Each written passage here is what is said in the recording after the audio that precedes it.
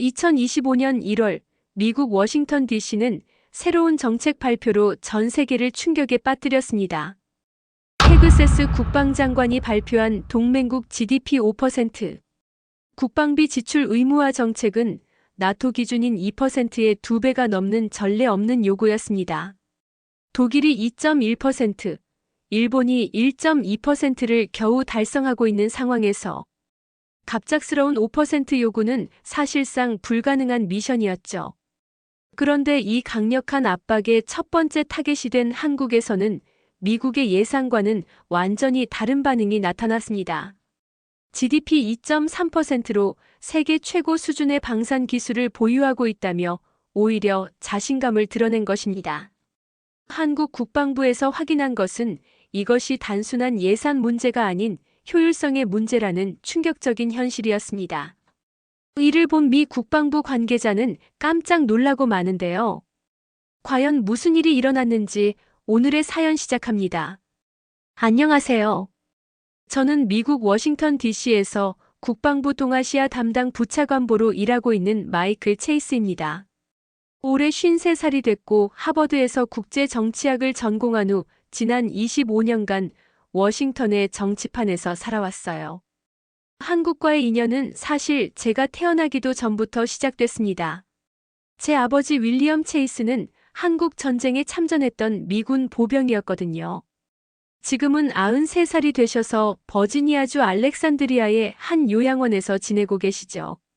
매주 일요일마다 아버지를 뵈러 가는데 치매가 심해지셔서 대부분의 기억을 잃으셨어도 한국 전쟁 이야기만큼은 생생하게 기억하고 계세요. 그날도 평소처럼 요양원을 찾아갔습니다. 아버지는 휠체어에 앉아 창밖을 바라보고 계셨어요. 왼쪽 다리는 무릎 아래부터 없었죠. 1951년 한국 전쟁에서 잃으신 겁니다. 제가 어릴 때부터 아버지는 항상 말씀하셨어요. 한국 때문에 내 다리가 없어졌다고요. 그 말을 수없이 들으며 자란 저는 자연스럽게 한국에 대해 좋지 않은 감정을 갖게 됐습니다. 아버지, 안녕하세요. 아버지는 저를 보시더니 흐릿한 눈으로 말씀하셨어요. 마이클이냐? 한국 놈들이 또 뭔 짓을 했다고? 이런 식의 대화가 매번 반복됐습니다. 아버지에게 한국은 평생의 트라우마였고 그 트라우마는 고스란히 저에게도 전해졌어요. 워싱턴에서 한국 관련 업무를 맡게 된 것도 아이러니했습니다. 하지만 개인적인 감정과 직업적인 책임은 분리해야겠다고 생각했죠. 그런데 바로 그날 오후 펜타곤에서 긴급회의 소집 명령이 떨어졌습니다. 피터 헤그세스 국방장관이 새로운 정책을 발표한다는 거였어요. 저는 급히 요양원을 나와 국방부로 향했습니다. 회의실에 들어서자 분위기가 심상치 않았어요. 헤그세스 장관은 평소보다 더 강경한 표정을 짓고 있었고 참석자들도 모두 긴장한 모습이었습니다. 장관이 입을 열었어요. 오늘부터 모든 동맹국에게 새로운 기준을 적용하겠습니다. GDP 대비 국방비 5% 지출이 의무가 됩니다. 회의실이 조용해졌어요. 나토 기준인 GDP 2%도 대부분의 국가들이 달성하지 못하고 있는데 갑자기 5%라니요. 장관이 계속 말했습니다. 자유는 공짜가 아닙니다. 미국이 세계 평화를 지키는 비용을 혼자 부담할 수는 없어요. 특히 아시아 동맹국들의 무임승차는 더 이상 용납할 수 없습니다. 제니퍼 스틸 차관이 손을 들었어요. 장관님, 구체적으로 어느 국가부터 적용할 예정이신가요? 한국부터 시작하겠습니다. 체이스 부차관보가 담당하시오. 모든 시선이 저에게 집중됐습니다. 저는 당황했어요. 한국의 현재 국방비는 GDP 대비 2.3% 정도였습니다. 약 61조 원이죠. 그런데 5%로 올리라는 건 130조 원, 2배 이상 늘리라는 얘기였어요. 언제까지 통보하면 됩니까? 이번 주 안에 서울로 가서 직접 전달하시오. 협상의 여지는 없습니다. 받아들이거나 다른 선택을 하거나 둘 중 하나예요. 회의가 끝난 후 저는 사무실로 돌아와 한국 관련 자료들을 검토했습니다. 솔직히 말하면 이번 기회에 한국을 제대로 굴복시킬 수 있을 거라는 기대감이 있었어요.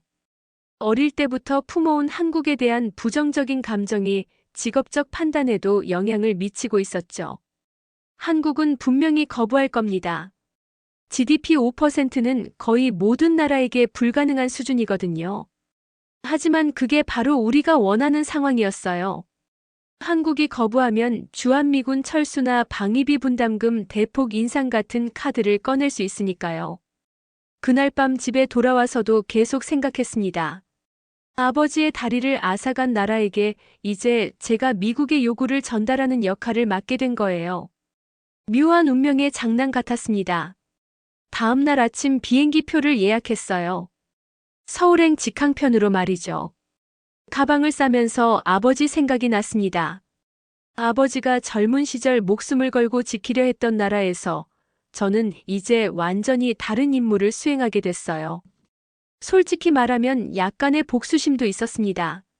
아버지의 다리를 빼앗은 나라가 이제는 미국에게 의존하며 살고 있으니까요. 이번 기회에 그들의 오만함을 꺾어놓을 수 있을 거라고 생각했습니다. 하지만 동시에 직업적 책임감도 있었어요. 저는 미국의 국익을 대변하는 외교관이었고 개인적인 감정보다는 국가의 이익을 우선해야 했습니다. 다만 이번 경우에는 개인적인 감정과 직업적 임무가 같은 방향을 향하고 있었죠. 비행기에서 내려다본 서울의 야경은 화려했습니다. 하지만 제 마음속에는 차가운 결심만이 자리 잡고 있었어요. 이번 협상에서 한국은 굴복하게 될 거라고 확신했습니다. GDP 5%라는 불가능한 요구 앞에서 그들이 택할 수 있는 선택은 많지 않을 테니까요. 호텔에 체크인하고 창밖을 바라보니 한강이 보였습니다. 아버지가 73년 전에 건넜을 그 강이에요. 그때 아버지는 자유를 위해 싸웠다고 하셨지만 결국 다리만 잃고 돌아오셨죠. 이제 제가 그 나라에서 미국의 새로운 요구를 관철시켜야 했습니다. 내일 아침부터 시작될 협상을 생각하니 긴장도 되고 기대도 됐어요. 한국 측이 어떤 반응을 보일지, 그리고 제가 어떻게 압박을 가해야 할지 머릿속으로 시나리오를 그려봤습니다. 분명한 건 이번 협상에서 미국이 주도권을 잡아야 한다는 거였어요. 다음 날 아침 7시에 호텔에서 나와 용산구에 있는 국방부로 향했습니다. 서울의 아침 풍경은 활기찼지만 저에게는 그저 또 다른 전쟁터로 보였어요. 오늘부터 시작될 협상이 한미 관계의 판도를 바꿀 수도 있는 중요한 순간이었거든요. 국방부 건물에 도착하니 한국 측에서 정중하게 맞아주었습니다. 하지만 저는 이런 외교적 예의가 곧 깨질 거라는 걸 알고 있었어요. 제가 전달할 메시지는 그들이 예상하는 것보다 훨씬 충격적일 테니까요. 회의실로 안내받아 들어가니 한국 측 대표단이 이미 자리를 잡고 있었습니다. 가장 눈에 띄는 사람은 김태준 국방부 차관이었어요. 50대 중반으로 보이는 그는 전직 공군 출신답게 반듯한 자세로 앉아 있었습니다. 옆에는 국방과학연구소에서 온 박지영 박사와 합참작전부의 이대령이 자리하고 있었죠. 간단한 인사가 끝나고 본격적인 회담이 시작됐습니다. 저는 미리 준비해온 문서를 꺼내며 워싱턴의 새로운 정책을 설명하기 시작했어요. 트럼프 대통령과 헤그세스 국방장관의 직접적인 지시사항이라고 강조하면서 말이죠. 미국 정부가 모든 동맹국에게 새로운 국방비 기준을 적용하기로 결정했다고 통보했습니다.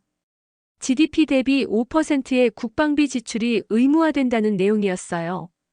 회의실 분위기가 순식간에 긴장감으로 가득해졌습니다. 구체적인 숫자를 제시했을 때 한국 측의 표정이 확연히 변했어요. 현재 한국의 국방비는 GDP 대비 2.3%로 약 61조 원인데 새로운 기준에 따르면 130조 원까지 늘려야 한다고 말했습니다. 2배 이상의 증액이었죠. 김태준 차관이 조용하지만 단호하게 반응했습니다. 미국이 원하는 건 동맹이 아니라 속국인 것 같다면서 나토 기준을 아시아에 일방적으로 적용하는 것은 말이 안 된다고 지적했어요. 저는 그의 직접적이고 강경한 반응에 약간 놀랐습니다. 박지영 박사는 그 기준이 과연 합리적인지 의문을 제기했어요. 나토 국가들도 GDP 2% 달성에 어려움을 겪고 있는데 갑자기 5%라는 것은 현실성이 없다는 지적이었습니다. 저는 동아시아의 안보 상황을 고려하면 충분히 합리적인 요구라고 반박했어요. 의대령이 웃으며 미국의 국방비 비율을 언급했습니다. 미국은 GDP 3.5% 정도를 쓰면서 다른 나라에게는 5%를 요구하는 것이 모순이라는 지적이었어요. 저는 미국이 전 세계의 평화를 지키는 책임을 지고 있어서 상황이 다르다고 설명했습니다. 협상이 진행되면서 한국 측의 태도가 예상보다 훨씬 강경하다는 것을 깨달았어요. 그들은 단순히 미국의 요구를 받아들일 생각이 없어 보였습니다. 오히려 역으로 질문을 던지면서 미국의 논리적 모순을 지적하고 있었어요. 중국의 군사적 부상과 북한의 핵 위협을 언급하며 압박을 가했지만 한국 측은 오히려 이를 역이용했습니다. 현재 상황에서 한국이 독자적으로 대응할 수밖에 없다면 그에 맞는 선택을 할 것이라는 입장이었어요. 가장 충격적인 순간은 김태준 차관이 핵무기 개발 가능성을 언급했을 때였습니다. GDP 5%면 130조 원인데 그 돈이면 핵무기 개발도 가능하다는 발언이었어요. 저는 그것이 NPT 위반이라고 지적했지만 그는 법은 힘이 있는 자가 만드는 것이라고 냉정하게 답했습니다. 박지영 박사가 덧붙인 말은 더욱 놀라웠어요. 현재 GDP 2.3%로 달성한 기술 수준을 보면 5%로 늘릴 경우 미국이 상상하지 못할 정도의 놀라운 일들을 할 수 있다는 자신감이었습니다. 한국의 군사 기술이 이미 상당한 수준에 도달했다는 암시였어요. 이대령은 더욱 구체적으로 설명했습니다. 한국이 제한된 예산으로도 세계 최고 수준의 무기 체계를 개발해왔다고 했어요.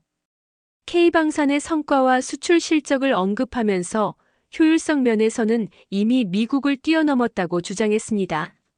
저는 점점 당황하기 시작했어요. 한국을 굴복시킬 수 있을 거라고 생각했는데 오히려 역공을 당하고 있었거든요. 그들의 자신감과 강경한 태도는 제가 예상했던 것과 완전히 달랐습니다.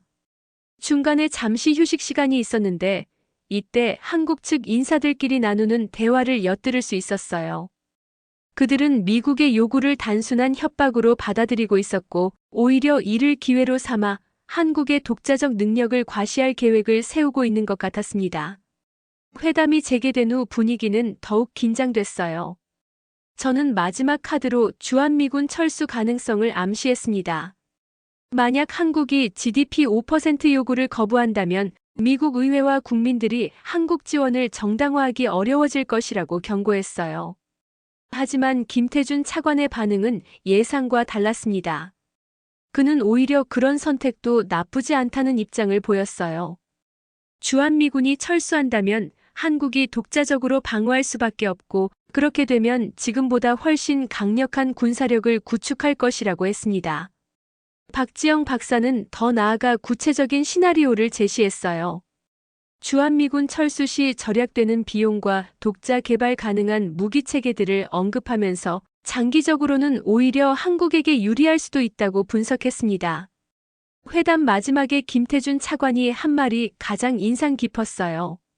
동맹은 일방적인 요구로 유지되는 것이 아니라 상호 존중과 협력으로 이루어지는 것이라고 했습니다. 한국도 충분한 시간을 갖고 신중하게 검토하겠다는 입장을 밝혔어요. 회담이 결렬된 후 호텔로 돌아가는 길에 저는 혼란스러웠습니다. 원래 계획대로라면 한국 측이 당황하면서 협상 테이블에 나와야 했는데 오히려 그들이 더 여유 있고 자신감 넘치는 모습을 보였거든요. 워싱턴에 보고해야 할 내용을 정리하면서 한국에 대한 제 인식이 틀렸을 수도 있다는 생각이 들었습니다. 하지만 동시에 더 강력한 압박이 필요하다는 판단도 섰어요. 이런 식으로는 미국의 요구를 관철시키기 어려울 것 같았거든요. 그날 밤 아버지 생각이 많이 났습니다. 아버지가 목숨을 걸고 지키려 했던 이 나라가 이제는 미국과 대등하게 맞서고 있다는 현실이 묘하게 느껴졌어요. 과연 이것이 아버지가 원했던 결과일까 하는 의문이 들었습니다. 호텔로 돌아온 저는 즉시 워싱턴의 상황을 보고했습니다. 헤그세스 장관의 반응은 예상했던 대로 강경했어요. 화상 통화로 연결된 장관의 얼굴에는 분노가 역력했습니다. 한국 측의 강경한 반응과 핵무기 개발 언급에 대해 보고하자 장관은 더욱 강력한 압박 수단을 지시했습니다.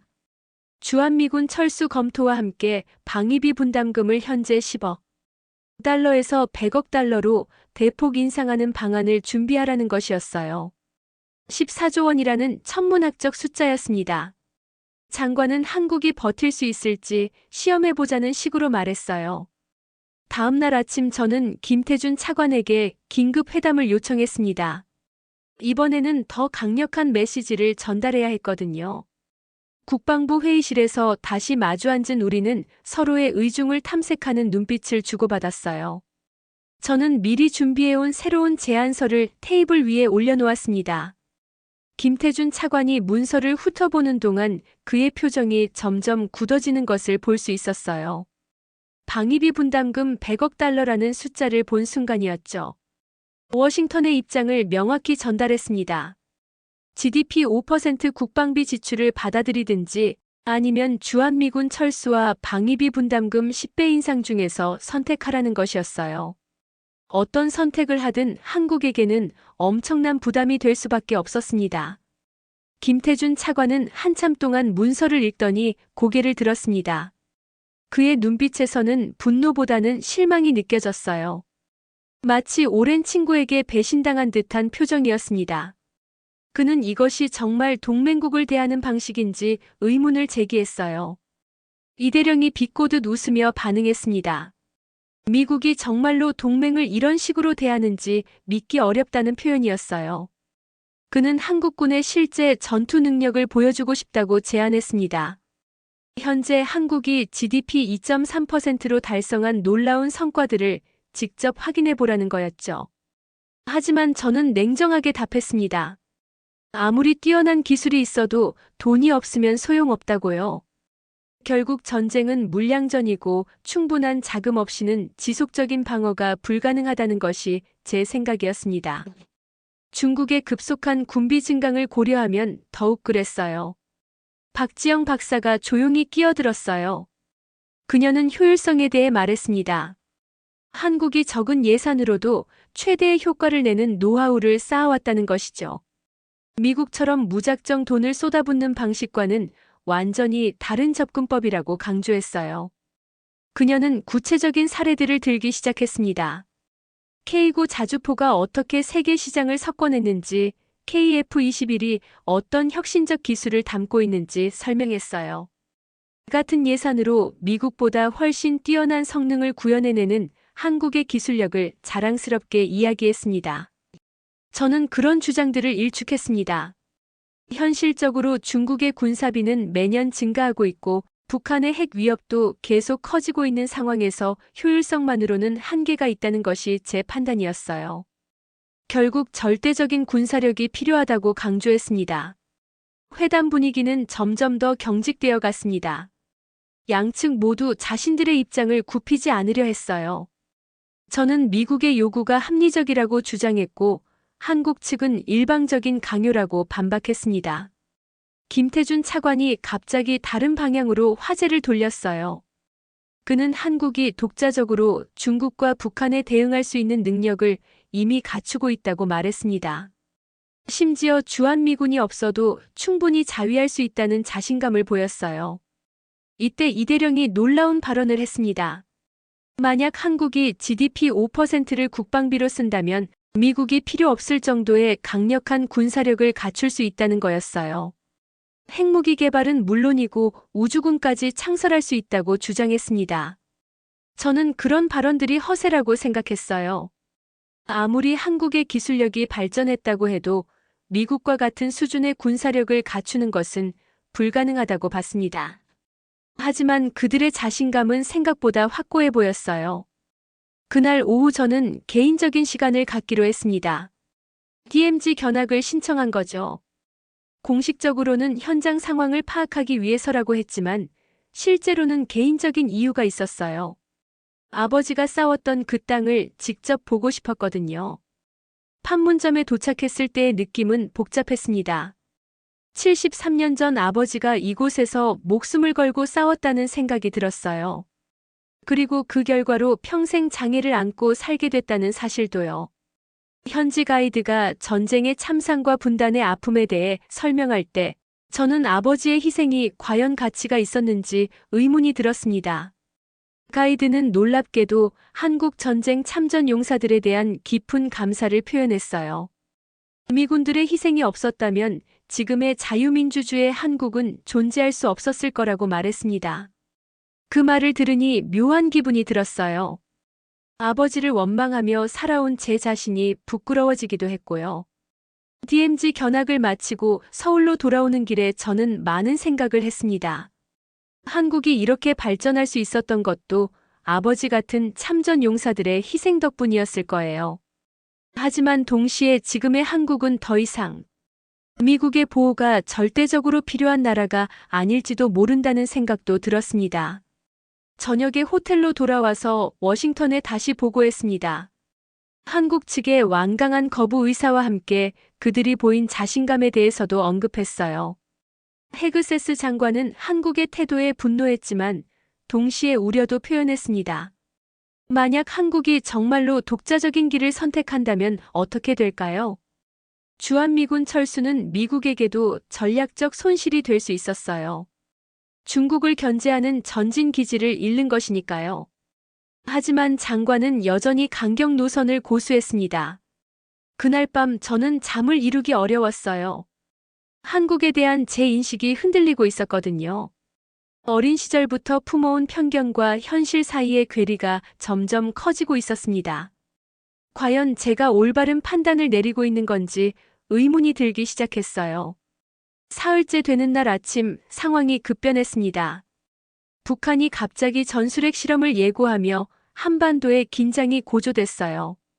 평양 방송을 통해 남조선과 미제의 군사적 위협에 대응하기 위한 불가피한 조치라고 발표했습니다. 이는 제가 한국에서 협상을 벌이고 있는 시점과 절묘하게 맞아떨어진 상황이었어요. 워싱턴에서는 즉시 비상회의가 소집됐습니다. 헤그세스 장관은 이번 기회를 한국을 압박할 절호의 찬스로 봤어요. 북한의 위협이 현실화된 상황에서 한국이 미국의 보호 없이 버틸 수 있을지 시험해보자는 계산이었습니다. 저는 긴급히 김태준 차관과의 회담을 요청했습니다. 이번에는 상황이 완전히 달랐어요. 북한의 실질적인 위협 앞에서 한국이 어떤 선택을 할지 궁금했거든요. 회의실에 들어서니 한국 측의 분위기도 평소와 달리 긴장되어 있었습니다. 김태준 차관은 여전히 침착했지만 참모들의 표정에서는 우려가 느껴졌어요. 박지영 박사는 노트북을 펼쳐놓고 뭔가 분석 자료를 검토하고 있었고 의대령은 휴대폰으로 계속 누군가와 통화하고 있었습니다. 저는 이 상황을 기회로 삼아 미국의 입장을 더욱 강력하게 어필했습니다. 북한의 핵 위협이 현실화된 지금 한국이 홀로 대응할 수 있다고 생각하는지 직접적으로 물었어요. GDP 5% 요구를 거부하면서 동시에 미국의 해고산 보호를 받겠다는 것은 모순이라고 지적했습니다. 하지만 김태준 차관의 반응은 예상과 달랐습니다. 그는 오히려 이런 상황일수록 한국의 독자적 대응 능력이 중요하다고 강조했어요. 미국에 의존하는 방식으로는 근본적인 해결이 어렵다는 입장이었습니다. 이대령이 더욱 구체적으로 설명했습니다. 한국이 현재 보유한 미사일 방어 체계와 타격 능력만으로도 북한의 위협에 충분히 대응할 수 있다고 했어요. 심지어 킬체인과 KAMD 같은 독자적 방어 시스템이 미국의 시스템보다 더 효율적일 수 있다고 주장했습니다. 박지영 박사가 놀라운 자료를 제시했어요. 한국이 독자 개발한 현무 시리즈 미사일의 성능과 LSAM 방공 시스템의 능력을 보여주는 데이터였습니다. 저는 그런 자료들을 처음 보는 거였는데 솔직히 인상적이었어요. 특히 충격적이었던 것은 한국의 미사일 기술이 이미 북한 전 지역을 타격할 수 있는 수준에 도달했다는 사실이었습니다. 심지어 중국 동북부 일부 지역까지 사정권에 들어온다는 분석도 있었어요. 이는 제가 알고 있던 한국의 군사력보다 훨씬 진전된 수준이었습니다. 저는 여전히 회의적이었어요. 아무리 뛰어난 무기가 있어도 실전 경험과 종합적인 작전 능력이 없으면 소용없다고 반박했습니다. 미군의 전술핵과 전략 자산 없이는 북한의 대규모 공격을 막기 어렵다고 주장했어요. 그때 김태준 차관이 폭탄 선언을 했습니다. 만약 미국이 계속 이런 식으로 압박한다면 한국도 자체적인 핵 억제력 확보를 진지하게 검토할 것이라고 했어요. GDP 5%면 130조 원인데 그 예산이면 핵무기 개발뿐만 아니라 독자적인 핵 억제 체계 구축도 가능하다는 계산이었습니다. 저는 그것이 현실적으로 불가능하다고 지적했어요. 국제사회의 제재와 미국의 반대를 고려하면 한국이 핵 개발을 강행하기는 어렵다고 봤습니다. 하지만 김태준 차관은 냉정하게 답했어요. 생존이 걸린 문제라면 어떤 선택도 할 수 있다고요. 이 대령이 더욱 구체적인 시나리오를 제시했습니다. 주한미군이 철수하고 한미동맹이 해체된다면 한국은 자동적으로 NPT 탈퇴 사유가 생긴다는 논리였어요. 국가 생존이 위협받는 상황에서는 핵 개발이 정당화될 수 있다는 주장이었습니다. 박지영 박사는 기술적인 측면에서 설명했어요. 한국의 원자력 기술과 미사일 기술을 결합하면 비교적 단기간에 핵 억제력을 확보할 수 있다고 했습니다. 심지어 이미 필요한 기술적 기반은 대부분 갖춰져 있다는 분석이었어요. 저는 점점 불안해지기 시작했습니다. 한국을 압박해서 굴복시키려던 계획이 오히려 예상치 못한 방향으로 흘러가고 있었거든요. 한국이 정말로 독자 노선을 택한다면 그것은 미국에게도 전략적 손실이 될 수 있었어요. 오후에 북한이 실제로 단거리 탄도미사일을 발사했다는 소식이 들어왔습니다. 이번에는 한국 측의 대응을 직접 볼 수 있는 기회였어요. 저는 한국군의 실제 대응 능력이 궁금했습니다. 놀랍게도 한국군의 대응은 신속하고 정확했습니다. 미사일 발사 징후를 사전에 포착했고 발사 즉시 요격 준비에 들어갔어요. 비록 실제 요격은 하지 않았지만 그 과정에서 보여준 기술적 능력은 인상적이었습니다. 김태준 차관이 실시간으로 들어오는 보고를 받으며 설명해줬어요. 한국의 독자적인 정보 수집 능력과 분석 시스템이 어떻게 작동하는지 보여주는 거였습니다. 미군의 정보에 의존하지 않고도 충분히 상황을 파악하고 대응할 수 있다는 점을 강조했어요.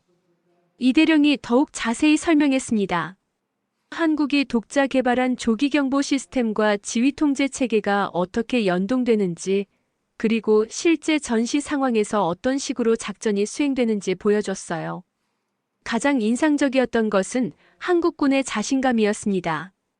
그들은 미군의 지원 없이도 충분히 북한의 위협에 대응할 수 있다고 확신하고 있었어요. 심지어 일부 영역에서는 미군보다 더 뛰어난 능력을 갖추고 있다고 주장했습니다. 저는 이런 상황을 워싱턴에 보고해야 했어요. 한국의 군사적 능력이 예상보다 훨씬 높고 그들의 독자 대응 의지도 확고하다는 내용이었습니다. 동시에 미국의 압박이 오히려 한국을 더욱 독립적인 방향으로 몰아가고 있다는 우려도 표현했어요. 헤그세스 장관의 반응은 복잡했습니다. 한편으로는 한국의 능력을 인정하면서도 다른 한편으로는 미국의 영향력 약화를 우려했어요. 특히 한국이 핵 개발을 진지하게 검토한다는 소식에는 상당한 충격을 받는 것 같았습니다. 그날 저녁 호텔에서 혼자 생각해보니 상황이 원래 계획과 완전히 다른 방향으로 흘러가고 있었어요. 한국을 굴복시키려던 압박이 오히려 그들의 독립성을 강화시키고 있었습니다. 과연 이것이 미국의 국익에 도움이 되는 일인지 의문이 들기 시작했어요. 다섯째 날 새벽 상황이 완전히 급변했습니다. 북한이 예고했던 전술핵 실험을 실제로 강행한 거예요. 오전 5시경 함경북도 길주군에서 인공지진이 감지됐고 곧이어 평양 방송을 통해 핵실험 성공을 공식 발표했습니다. 이번에는 전술핵 탄두를 소형화해서 미사일에 탑재할 수 있는 수준까지 기술이 발전했다고 주장했어요. 저는 긴급히 일어나 워싱턴과 통화했습니다. 펜타곤은 완전히 비상 상태였어요. 헤그세스 장관은 이번 기회에 한국이 미국의 보호가 얼마나 절실한지 깨닫게 해주겠다는 입장이었습니다.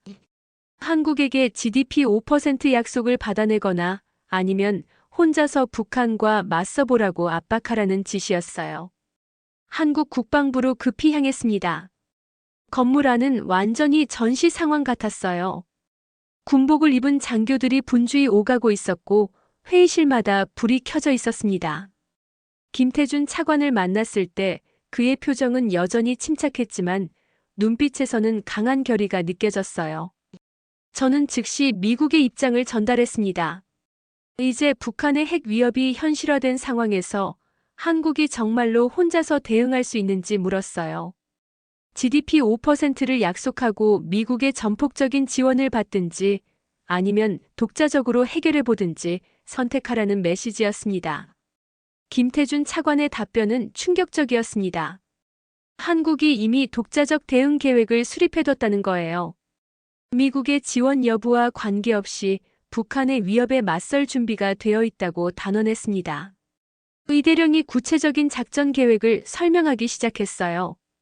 북한이 핵 공격을 시도할 경우 한국이 어떻게 대응할지에 대한 상세한 시나리오였습니다. 킬체인 시스템을 통한 선제 타격, KAMD를 통한 방어, 그리고 KMPR을 통한 보복 타격까지 모든 단계가 치밀하게 계획되어 있었어요.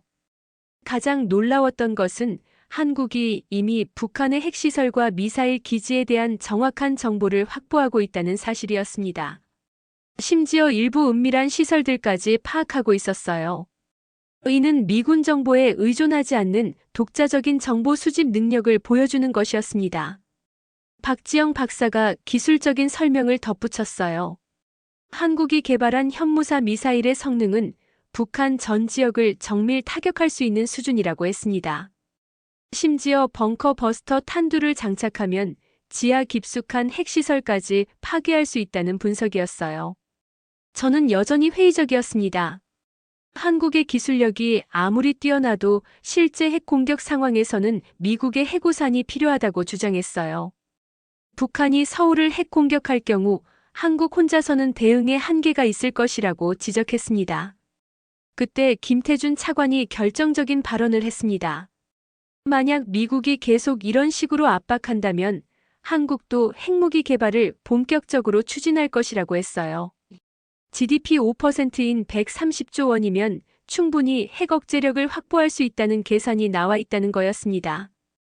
박지영 박사가 더욱 구체적으로 설명했어요. 한국의 원자력 기술력과 우주 발사체 기술을 결합하면 비교적 단기간에 핵 보유국이 될 수 있다고 했습니다. 이미 필요한 기술적 기반은 대부분 갖춰져 있다는 분석이었어요. 저는 그것이 국제법 위반이며 미국과의 관계 악화를 초래할 것이라고 경고했습니다. 하지만 이 대령은 냉정하게 답했어요. 생존이 걸린 문제에서는 어떤 선택도 할 수 있다고 미국도 그렇게 해왔다고 말했습니다. 오후 2시경 북한이 추가로 단거리 탄도미사일 3발을 연속 발사했습니다. 이번에는 남한을 겨냥한 명백한 도발이었어요. 저는 한국군의 실제 대응 능력을 직접 볼 수 있는 기회였습니다. 놀랍게도 한국군의 대응은 완벽했습니다. 미사일 발사 징후를 사전에 포착했고 발사와 동시에 요격 체계가 가동됐어요. LSAM과 패트리어트 시스템이 연동되어 완벽한 방어망을 구축했습니다. 더 인상적이었던 것은 한국군의 즉각적인 보복 준비였어요. 현무 미사일 부대가 발사 대기 상태에 들어갔고 공군의 KF-21편대가 긴급 출격했습니다. 모든 것이 신속하고 정확하게 이루어졌어요. 김태준 차관이 실시간으로 들어오는 보고를 받으며 설명해줬습니다. 한국의 독자적인 지휘 통제 시스템이 어떻게 작동하는지, 그리고 미군과의 연합체계 없이도 얼마나 효율적으로 대응할 수 있는지 보여주는 거였어요. 가장 충격적이었던 순간은 한국군이 북한 미사일 발사 지점에 대한 정밀 타격을 준비하는 과정이었습니다. 현무사 미사일의 좌표가 이미 입력되어 있었고 대통령의 승인만 있으면 즉시 발사할 수 있는 상태였어요. 이 대령이 자신 있게 말했습니다. 한국군은 이미 북한의 어떤 도발에도 독자적으로 대응할 수 있는 능력을 갖추고 있다고요. 심지어 일부 영역에서는 미군보다 더 빠르고 정확한 대응이 가능하다고 주장했습니다. 박지영 박사는 기술적 우위를 설명했어요. 한국이 개발한 미사일 방어 시스템의 요격 성공률이 미국 시스템을 능가한다는 데이터를 제시했습니다. 특히 단거리와 중거리 미사일에 대해서는 거의 100%에 가까운 요격 능력을 갖추고 있다고 했어요. 저는 이 모든 상황을 지켜보며 깊은 충격을 받았습니다. 한국의 군사적 능력이 제가 상상했던 것보다 훨씬 높았어요. 더 중요한 것은 그들이 미국의 지원 없이도 충분히 자립할 수 있다는 자신감을 갖고 있다는 점이었습니다. 저녁에 워싱턴의 상황을 보고할 때 저는 솔직하게 인정해야 했습니다. 한국이 더 이상 미국의 보호에만 의존하는 나라가 아니라는 것을요. 그들은 이미 독자적인 방어 능력을 갖추고 있었고 필요하다면 공격 능력까지 확보할 의지를 보이고 있었습니다. 헤그세스 장관의 반응은 복잡했어요. 한편으로는 한국의 능력을 인정하면서도 다른 한편으로는 미국의 영향력 약화를 심각하게 우려했습니다. 특히 한국이 핵 개발을 진지하게 검토한다는 소식에는 당황하는 기색이 역력했어요. 그날 밤 호텔에서 혼자 생각해보니 제가 벌이고 있는 협상이 완전히 잘못된 방향으로 가고 있다는 생각이 들었습니다. 한국을 압박해서 굴복시키려던 계획이 오히려 그들을 더욱 독립적으로 만들고 있었어요. 이것이 과연 미국의 국익에 도움이 되는 일인지 심각하게 의문이 들기 시작했습니다. 여섯째 날 아침 예상치 못한 전화를 받았습니다. 워싱턴에 있는 아버지의 요양원에서 온 연락이었어요. 아버지가 갑자기 쓰러지셨다는 소식이었습니다. 다행히 생명에는 지장이 없지만 상태가 좋지 않다고 했어요. 저는 즉시 귀국편을 알아봤지만 한국에서의 협상이 중요한 시점이라 쉽게 떠날 수 없는 상황이었습니다. 대신 요양원 직원에게 아버지의 개인 소지품을 정리해달라고 부탁했어요. 혹시 중요한 서류나 기념품이 있을지 모르니까요. 몇 시간 후 요양원에서 다시 연락이 왔는데 아버지의 침대 맞 서랍에서 낡은 상자가 발견됐다는 거였습니다. 그 상자에는 한국 전쟁 관련 자료들이 들어있었어요. 군 복무 기록부터 시작해서 전투 참가 증명서, 부상 경위서, 그리고 몇 장의 오래된 사진까지 있었습니다.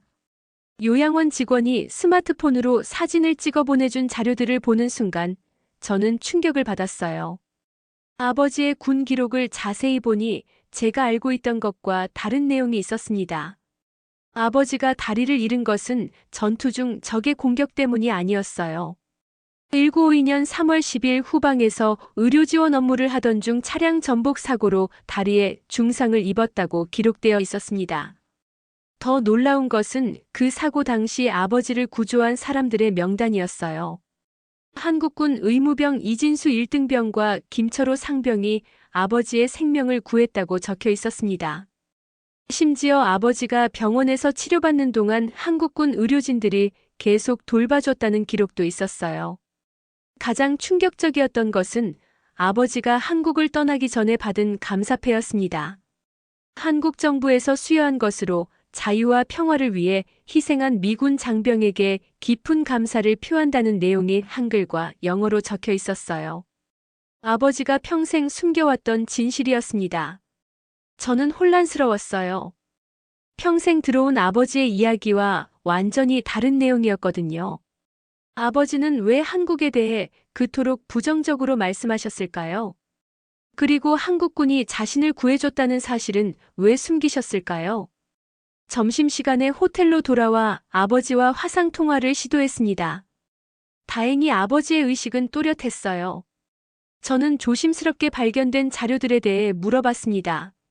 아버지는 한참 동안 침묵하시더니 힘든 표정으로 말씀하셨어요.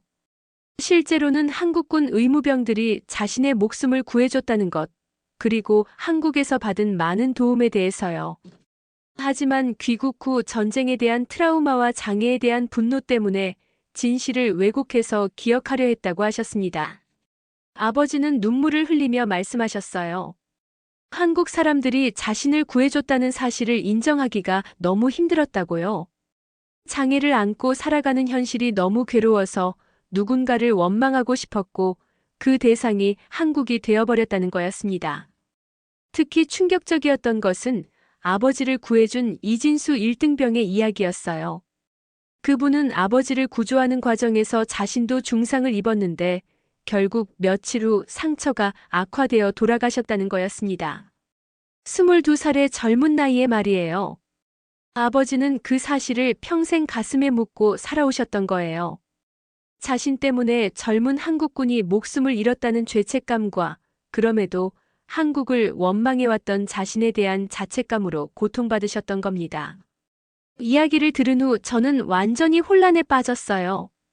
평생 제 인생관의 바탕이 되었던 아버지의 이야기가 거짓이었다는 충격도 컸지만 더 큰 충격은 한국에 대한 제 편견이 완전히 잘못되었다는 깨달음이었습니다. 오후에 김태준 차관과의 회담에 참석했지만 저는 집중할 수 없었어요.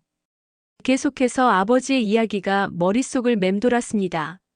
한국군이 아버지의 목숨을 구해줬다는 사실, 그리고 그 과정에서 한국 군인이 희생됐다는 사실이요. 김태준 차관이 제 상태를 눈치채고 괜찮은지 물어봤어요. 저는 개인적인 일이라고 대답했지만 마음속으로는 복잡한 감정들이 교차하고 있었습니다. 그날 회담에서 한국 측은 새로운 제안을 했습니다. GDP 5% 일괄 적용 대신 각국의 상황에 맞는 맞춤형 기여 방안을 검토해보자는 것이었어요.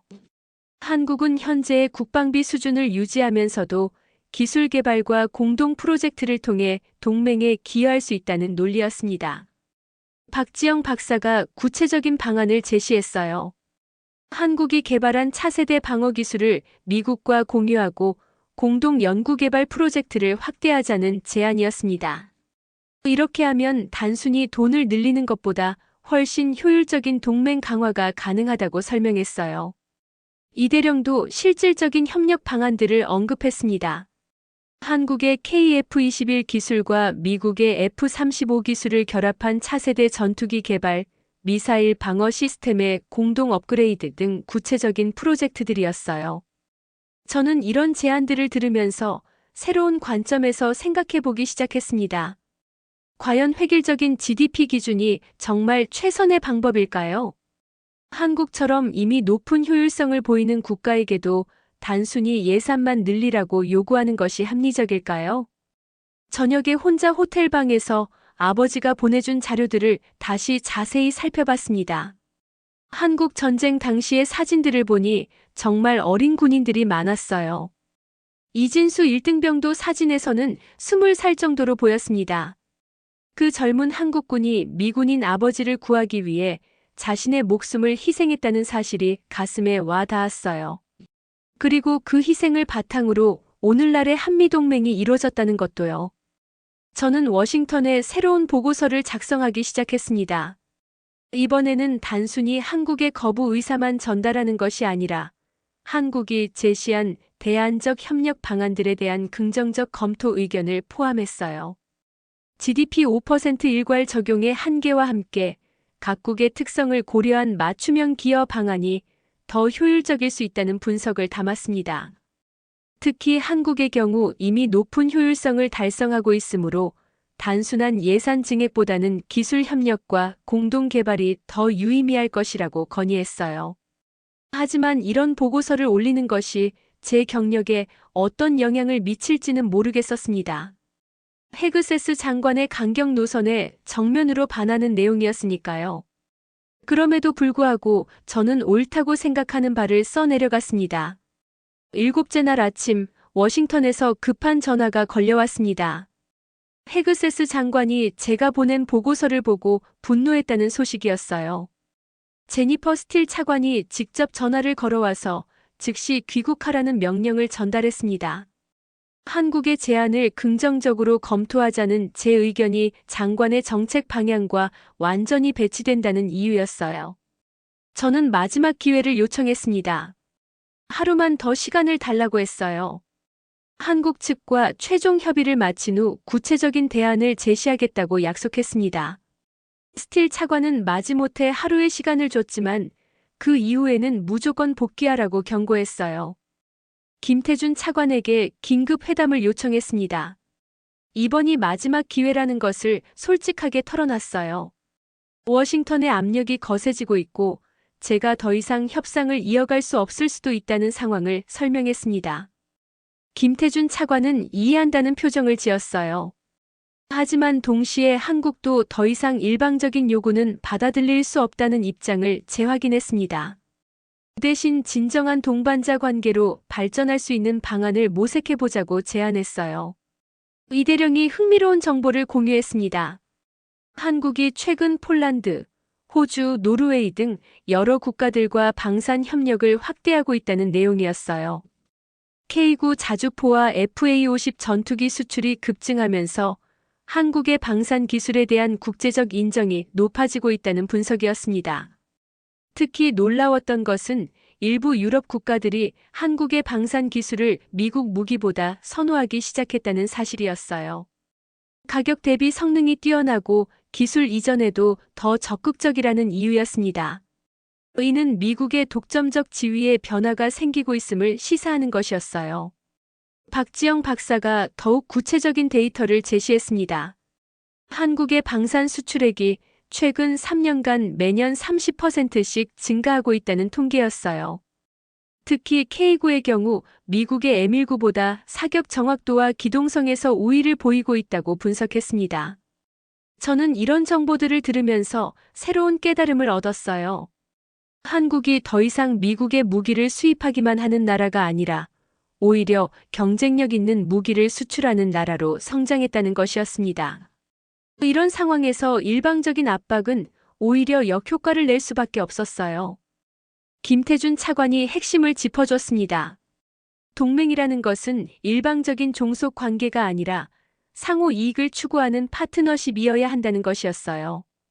한국은 미국과 동등한 위치에서 협력하고 싶다는 의지를 분명히 했습니다. 제가 개인적인 이야기를 꺼낸 것은 그때였어요. 아버지의 한국 전쟁 경험과 최근 발견한 진실에 대해 말했습니다.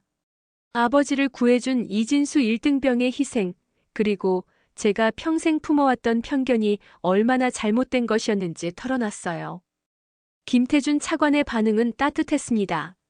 한국 전쟁 당시 많은 젊은이들이 자유와 평화를 위해 희생했다고 했어요. 미군과 한국군이 함께 피를 흘리며 만든 동맹이 오늘날까지 이어지고 있다는 것이 얼마나 소중한지 강조했습니다. 이 대령이 감동적인 이야기를 들려줬어요. 자신의 할아버지도 한국 전쟁에 참전했는데 미군과 함께 싸우면서 진정한 우정을 느꼈다고 하더라는 거였어요. 언어는 달라도 자유를 지키려는 마음은 같았다고 했답니다.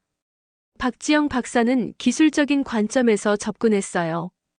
현재 한국과 미국이 공동 개발하고 있는 여러 프로젝트들이 단순히 예산을 늘리는 것보다 훨씬 의미 있는 협력이라고 설명했습니다. 서로의 강점을 결합해서 더 나은 결과를 만들어내는 것이 진정한 동맹의 모습이라고 했어요. 오후에 저는 중요한 결정을 내렸습니다. 워싱턴의 지시를 어기고라도 한국과의 진정한 협력 방안을 모색해보겠다고 선언한 거예요. 김태준 차관은 놀란 표정을 지었지만 동시에 고마워하는 기색도 보였습니다. 우리는 함께 새로운 협력 모델을 구상하기 시작했어요. GDP 5%라는 획일적 기준 대신 각국의 특성과 강점을 살린 맞춤형 기업 방안을 만드는 것이었습니다. 한국의 경우 첨단 기술 개발과 공유를 통해 동맹에 기여하는 방식이었어요. 구체적인 방안들이 하나씩 나왔습니다. 차세대 전투기 공동 개발, 미사일 방어 시스템 업그레이드, 사이버 보안 기술 공유, 우주 개발 협력 등이었어요. 이런 프로젝트들은 단순히 돈을 늘리는 것보다 훨씬 실질적인 안보 향상 효과를 가져올 수 있었습니다. 이 대령이 흥미로운 제안을 했어요. 한국의 효율적인 군사훈련 시스템을 미군과 공유하자는 것이었습니다. 한국군이 짧은 복무 기간에도 높은 전투력을 유지하는 노하우를 전수할 수 있다는 아이디어였어요. 박지영 박사는 기술 교류 확대를 제안했습니다. 한국의 반도체 기술과 미국의 군사 기술을 결합해서 차세대 무기 체계를 개발하자는 것이었어요. 이렇게 하면 양국 모두에게 도움이 되는 윈윈 협력이 가능하다고 설명했습니다. 가장 인상적이었던 것은 김태준 차관의 비전이었어요. 한미동맹이 단순히 북한과 중국을 견제하는 소극적 관계에서 벗어나 전 세계의 평화와 안정에 기여하는 적극적 파트너십으로 발전해야 한다는 것이었습니다. 저는 이런 논의들을 바탕으로 새로운 보고서를 작성하기 시작했어요. 이번에는 워싱턴의 정책 방향과 정면으로 배치되는 내용이었지만 제가 현장에서 직접 경험한 한국의 실상을 담아내고 싶었습니다. 보고서의 핵심은 패러다임 전환이었어요. 냉전 시대의 수직적 동맹 관계에서 벗어나 수평적 파트너십으로 발전해야 한다는 것이었습니다. 한국은 더 이상 보호받기만 하는 나라가 아니라 함께 세계 평화에 기여할 수 있는 동반자라고 강조했어요. 특히 한국의 군사기술력과 경제력이 이미 상당한 수준에 도달했다는 점을 부각시켰습니다. GDP 5%를 강요하는 것보다 이런 역량을 활용한 협력이 훨씬 효과적이라고 분석했어요. 저녁에 김태준 차관과 마지막 회담을 가졌습니다. 내일 아침 워싱턴으로 돌아가야 한다는 것을 알려드렸어요. 하지만 이번 협상이 결코 실패로 끝나지 않을 것이라고 약속했습니다. 김태준 차관이 감사 인사를 전했어요. 처음에는 전형적인 워싱턴 관료라고 생각했는데 진정성 있는 자세로 변화하는 모습이 인상적이었다고 하더라고요. 그리고 이런 변화가 한미 관계 발전의 새로운 가능성을 보여준다고 평가했습니다. 이 대령은 농담 섞인 말투로 다음에 다시 오면 한국군의 진짜 실력을 보여주겠다고 했어요. K9 실사격 훈련도 참관시켜주고 KF-21 조종석에도 태워주겠다고 약속했습니다. 박지영 박사는 앞으로도 기술 교류를 계속 이어가자고 제안했어요. 정부 차원의 협상과 별개로 전문가들 간의 소통은 계속되어야 한다고 강조했습니다. 그날 밤 호텔에서 짐을 정리하면서 저는 많은 생각을 했어요. 일주일간의 한국 체류가 제 인생관을 완전히 바꿔놓았습니다. 한국에 대한 편견은 물론이고 동맹의 의미와 외교의 본질에 대해서도 새로운 깨달음을 얻었어요. 내일 워싱턴에 돌아가면 어떤 일이 벌어질지 모르겠지만 저는 제가 옳다고 믿는 바를 끝까지 관철시키고 싶었습니다. 진정한 동맹은 강요가 아니라 신뢰로 만들어지는 것이라는 확신이 있었거든요. 워싱턴으로 돌아온 저는 즉시 펜타곤으로 소환됐습니다. 헤그세스 장관의 사무실에 들어서는 순간부터 분위기가 살벌했어요. 장관의 얼굴에는 분노가 역력했고 제니퍼 스틸 차관도 차가운 표정으로 저를 바라보고 있었습니다. 헤그세스 장관이 제 보고서를 책상에 던지며 말했어요. 한국의 제안을 받아들이자는 내용이 미국의 국익에 반한다는 것이었습니다. GDP 5% 기준을 포기하면 다른 동맹국들도 비슷한 요구를 할 것이고 결국 미국의 리더십이 약화될 것이라고 경고했어요. 저는 차분하게 반박했습니다. 한국의 실상을 직접 목격한 결과 그들이 더 이상 일방적인 압박을 받아들일 나라가 아니라는 것을 깨달았다고 말했어요. 오히려 강요를 계속하면 한국이 독자적인 길을 선택할 수 있고 그렇게 되면 미국에게 더 큰 손실이라고 주장했습니다. 특히 한국의 핵무기 개발 가능성을 언급했을 때 회의실 분위기가 무거워졌어요. 한국이 정말로 그런 선택을 할 수 있다는 것을 보여주는 구체적인 증거들을 제시했습니다. GDP 5%면 130조 원인데 그 예산이면 충분히 핵 보유국이 될 수 있다는 한국 측의 분석을 전달했어요. 스틸 차관이 반발했습니다. 한국이 감히 미국을 위협할 수 있다고 생각하느냐는 것이었어요. 하지만 저는 이것이 위협이 아니라 현실적인 대안이라고 설명했습니다. 한국에게는 충분한 기술력과 경제력이 있고 생존이 걸린 문제라면 어떤 선택도 할 수 있다는 거였어요. 헤그세스 장관이 제 경력에 대해 위협적인 발언을 했을 때 저는 오히려 더 확고한 입장을 보였습니다. 개인적인 이익보다 국가의 장기적 이익이 더 중요하다고 말했어요. 한국과의 관계 악화가 미국에게 가져올 전략적 손실을 고려해야 한다고 강조했습니다. 며칠 후 의회에서 증언할 기회가 생겼습니다. 하원 군사위원회에서 동맹국 국방비 분담 정책에 대한 청문회가 열린 거예요. 저는 이 자리를 진실을 말할 마지막 기회로 생각했습니다. 청문회장에 들어서니 양당 의원들이 날카로운 시선으로 저를 바라보고 있었어요. 공화당 의원들은 대체로 헤그세스 장관의 강경 노선을 지지하는 분위기였고, 민주당 의원들은 좀 더 신중한 접근을 원하는 것 같았습니다. 위원장이 증언을 시작하라고 하자 저는 준비해온 원고를 접어두고 솔직한 이야기를 시작했어요. 한국에서 직접 경험한 현실과 제가 깨달은 진실들을 있는 그대로 전달하고 싶었거든요. 먼저 한국의 군사적 능력에 대해 설명했습니다. GDP 2.3%라는 상대적으로 적은 예산으로도 세계 최고 수준의 방어 능력을 구축했다는 사실을 강조했어요. K방산의 성과와 수출 실적, 그리고 독자적인 방어 시스템의 우수성을 구체적인 데이터와 함께 제시했습니다. 특히 인상적이었던 것은 한국의 효율성이었다고 말했어요. 미국이 GDP 3.5%를 쓰는 동안 한국은 2.3%로 비슷하거나 때로는 더 나은 결과를 내고 있다는 분석을 제시했습니다. 단순히 예산을 늘리는 것보다 효율성을 높이는 것이 더 중요하다고 강조했어요. 민주당의 아담 스미스 의원이 질문했습니다. 그렇다면 현재의 GDP 5% 정책이 잘못되었다고 보느냐는 것이었어요. 저는 획일적인 기준보다는 각국의 상황과 기여 방식을 고려한 맞춤형 접근이 더 효과적이라고 답했습니다. 공화당의 마이크 로저스 의원은 더 직접적으로 물었어요.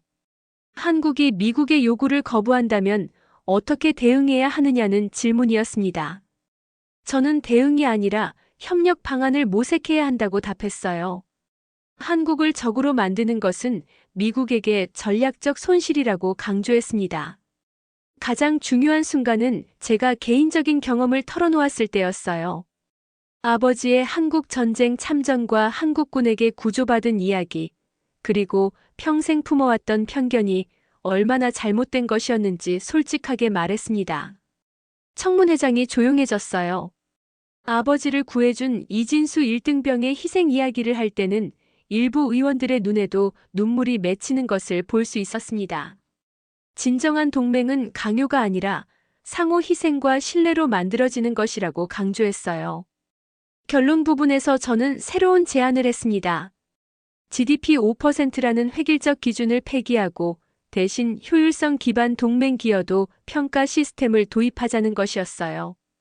각국이 자신의 강점을 살려 동맹에 기여할 수 있는 다양한 방식을 인정하자는 제안이었습니다. 특히 한국의 경우 첨단 기술 개발과 공유, 효율적인 군사 시스템 전수, 제3국 안보 지원 등의 방식으로 기여할 수 있다고 설명했어요. 이런 방식이 단순한 예산 증액보다 훨씬 실질적인 동맹 강화 효과를 가져올 것이라고 주장했습니다. 증언이 끝난 후 의원들의 반응은 엇갈렸어요. 일부는 제 제안에 관심을 보였지만 다른 일부는 여전히 회의적이었습니다. 하지만 적어도 새로운 관점에서 생각해 볼 계기는 제공한 것 같았어요. 며칠 후 예상치 못한 일이 벌어졌습니다. 대통령이 직접 관심을 보인다는 소식이 들려온 거예요. 청문회 증언 내용이 백악관까지 보고됐고 대통령이 새로운 접근법을 검토해보라고 지시했다는 것이었습니다. 헤그세스 장관은 여전히 반대했지만 대통령의 지시를 무시할 수는 없었어요. 저는 태스크포스 팀을 이끌어 구체적인 대안 정책을 수립하라는 임무를 받았습니다. 몇 주간의 연구와 검토 끝에 새로운 정책 초안이 완성됐어요. 이름은 스마트 얼라이언스 이니셔티브였습니다. GDP 기준 대신 각국의 실질적 기여도를 평가하는 종합적 시스템이었어요. 한국은 이 새로운 정책의 모델 케이스가 됐습니다. 현재의 국방비 수준을 유지하면서도 기술 혁신과 효율성 개선을 통해 동맹에 기여하는 방식이었어요. 다른 동맹국들도 각자의 강점을 살린 맞춤형 기여 방안을 모색하게 됐습니다. 6개월 후 정책이 공식 발표됐을 때 저는 한미 공동 효율성 연구센터 설립을 담당하는 새로운 직책을 맡게 됐어요. 이 센터는 양국의 군사기술과 운영 노하우를 공유하여 동맹의 효율성을 극대화하는 것이 목표였습니다. 마지막으로 아버지를 다시 뵈러 갔을 때 저는 한국 정부에서 보내온 감사패를 보여드렸어요. 한미동맹 발전에 기여한 공로를 인정한다는 내용이었습니다. 아버지는 그 감사패를 보시더니 처음으로 진심 어린 미소를 지으셨어요. 아버지가 마지막으로 하신 말씀이 가장 기억에 남습니다. GDP 5%가 아니라 마음 100%가 진짜 동맹이라고 하시더라고요. 그리고 이제야 이진수 1등병에게 떳떳하게 감사 인사를 할 수 있을 것 같다고 말씀하셨습니다. 지금도 저는 그때의 깨달음을 잊지 않고 있어요. 진정한 동맹은 강요가 아니라 신뢰로, 일방적 요구가 아니라 상호 존중으로 만들어지는 것이라는 교훈을 말이에요. 한국에서 배운 이 소중한 가르침이 앞으로도 한미 관계 발전에 도움이 되기를 바랍니다.